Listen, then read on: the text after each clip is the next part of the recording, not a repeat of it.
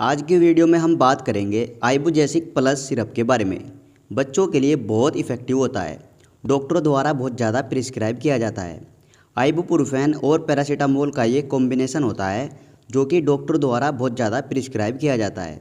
तो चलिए इस सिरप के बारे में पूरी इन्फॉर्मेशन ले लेते हैं, जैसे कि ये सिरप कब यूज़ किया जाता है, किस कंडीशन में यूज़ करते हैं, डोज कितने mg के हिसाब से देनी है और इस सिरप का प्राइस, प्रिकॉशन, साइड इफ़ेक्ट, ये सारी इन्फॉर्मेशन आज हम इस वीडियो में जानने वाले हैं।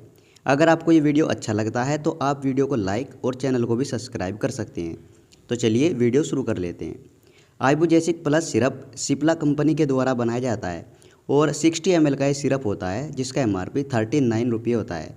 60 ml के अलावा ये आपको 100 ml में भी मिल जाएगा और इसमें आपको 2 साल्ट देखने को मिल जाएंगे, आइबुप्रोफेन और पैरासीटामोल। आइबुप्रोफेन 100 mg में होता है और पैरासीटामोल 162 mg में होता है। पैरासीटामोल 162 mg पर 5 ml, यानी इसके 5 ml में आपको आइबुप्रोफेन 100 mg और पैरासीटामोल 162 mg मिल जाएगा। अब हम जान लेते हैं इस सिरप के बेनिफिट्स के बारे में। आइबुजेसिक प्लस NSAIDs कैटेगरी का सिरप होता है जो एंटीपायरेटिक, एंटी इन्फ्लामेटरी और एंटी एनाल्जेसिक में काम करता है, यानी दर्द, बुखार और सूजन को कम करने के लिए इस सिरप को यूज़ किया जाता है। किसी बच्चे को थ्रोट इन्फेक्शन हो जाता है, उसमें बहुत तेज़ बच्चे को फीवर होता है, ऐसी कंडीशन में इस सिरप को यूज़ किया जाता है। थ्रोट इन्फेक्शन कब होता है? बच्चे ने बाहर की चीज़ें खा ली, कुरकुरे, चॉकलेट, चिप्स वगैरह खा लिए, जिसकी वजह से गले में दर्द या बुखार हो जाता है, गले में सूजन वगैरह आ गई है, तो ऐसी कंडीशन में आइबुजेसिक प्लस सिरप को यूज़ किया जाता है। टॉन्सिलाइटिस हो जाते हैं। देखिए, आइबुप्रोफेन पैरासीटामोल वाले कॉम्बिनेशन को दर्द वाले फीवर में यूज़ किया जाता है, ये आप अच्छे से समझ लीजिए। मैं आपको एक एग्जाम्पल देकर अच्छे से समझाने की कोशिश करता हूँ। मान लीजिए किसी बच्चे को वायरल फीवर हो गया है, गर्मी की वजह से या फिर लू लगने की वजह से या फिर डायरिया में फीवर हो जाता है डिहाइड्रेशन की वजह से, तो ऐसी कंडीशन में प्लेन पैरासीटामोल सिरप को यूज़ किया जाता है, लाइक कालपोल सिरप या क्रोसिन सिरप। इस तरह से ओनली पैरासीटामोल सिरप को यूज़ किया जाता है।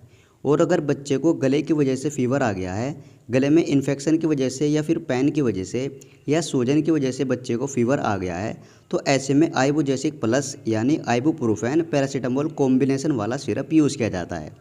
आई होप अब आप अच्छे से समझ गए होंगे ये सिरप कब यूज़ किया जाता है।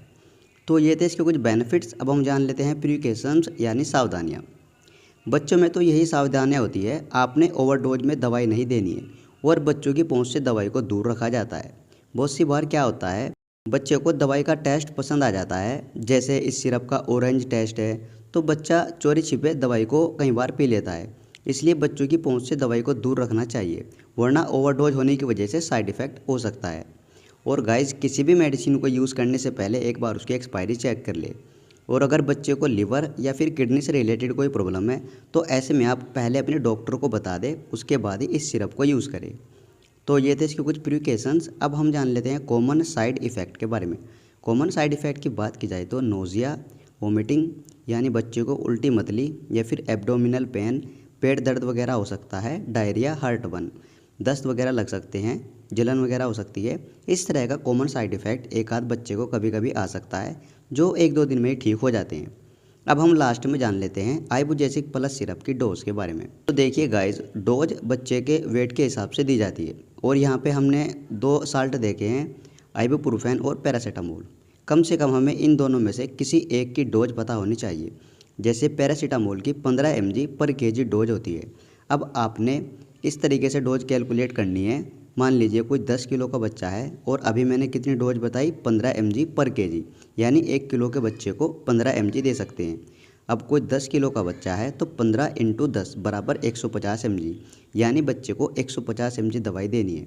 और हमने अभी कितना बताया, इसके 5 ml में होता है 162 mg। 5-10 mg ऊपर नीचे हो जाता है, इससे कोई फ़र्क नहीं पड़ता है। तो आप 5 ml दिन में 2 बार या 3 बार बच्चे की कंडीशन के हिसाब से दे सकते हैं। तो इस तरीके से डोज दी जाती है।